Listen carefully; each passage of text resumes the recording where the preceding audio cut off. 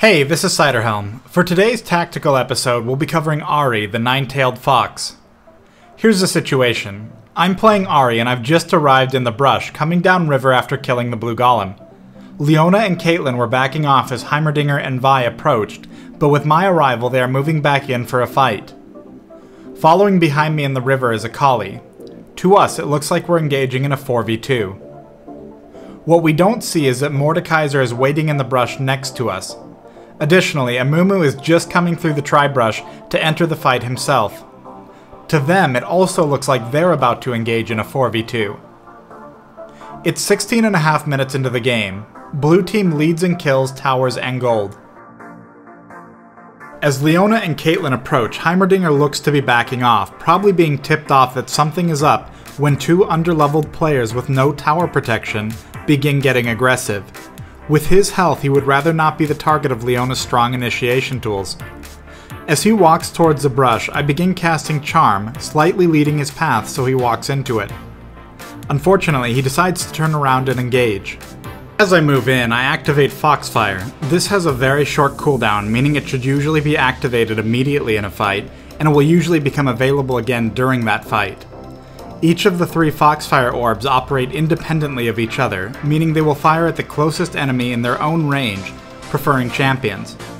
Because of my position, I know that all three will land on Heimerdinger, and despite reduced damage from hitting a single target, my goal is bursting him down so we only have to deal with Vi. Next, I cast Spirit Rush, dashing towards Heimerdinger. A Spirit Rush dash launches 3 missiles towards the closest 3 opponents in range. Like Foxfire, these missiles prefer champions. However, unlike Foxfire, multiple missiles cannot hit the same target. For this reason, when it is safe, it's usually a good idea to jump to a location where you will land this on multiple opponents. After casting Spirit Rush, there's a moderate window of time where you can dash up to 2 more times, each of them firing their own missiles. With a full volley of my spells, Heimerdinger is going to die, Mordekaiser will be lower, and I'll have helped Caitlin in damaging Vi. Vi has been unable to shut Caitlin out and has decided to turn around and take me on.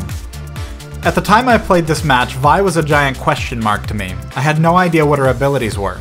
So I did what I normally do anytime I'm low on health and being crowd controlled by a champion I don't know, which is to spam flash and hope I get away. After flashing, Amumu misses a bandage toss that would have hit me. I've stayed just close enough to launch an Orb of Deception at their team, finishing off Vi. As I'm backing off, I fire another Charm to help Leona, but this falls too short and does not connect. At this moment I'm bleeding out and will go all the way down to 8 health. How did I manage to get this low and survive? First, my Essence Theft passive has already kicked in twice during this fight. As I entered the fight, I healed for about 100 health. Because each spell cast can grant 3 charges of the 9 required to activate the passive, my opening combo immediately netted me another heal as I flashed. Second, I've purchased a Rod of Ages. Because this team has heavy and unavoidable area effect damage, I knew I needed to go for survivability this match. Note that I've moved back in towards Amumu instead of running to my base. Since Leona is body blocking and immobilizing Amumu, I am comfortable with staying close enough to deal more damage. As Leona goes down, I need to worry about his bandage toss. Though it's still on cooldown, I am not aware of it, and move to keep Caitlin between him and I. Completely unexpectedly, he flashes. I have 5 health, but for the first time this fight I've managed to land my Charm. Charm forces your opponent to walk towards you at a reduced speed. More importantly, it prevents them from attacking or casting abilities. My Charm landed at the exact moment that his bandage toss came off cooldown. Everything now comes down to whether his damage aura ticks one more time.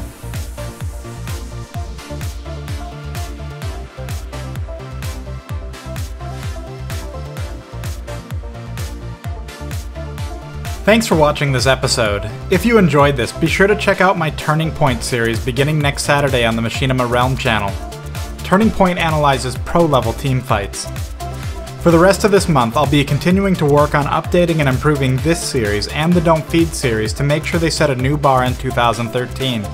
I'll also be streaming here on YouTube. Finally, if you're new to League of Legends or you have friends getting involved, make sure to pick up my ebook at www.learntheleague.com.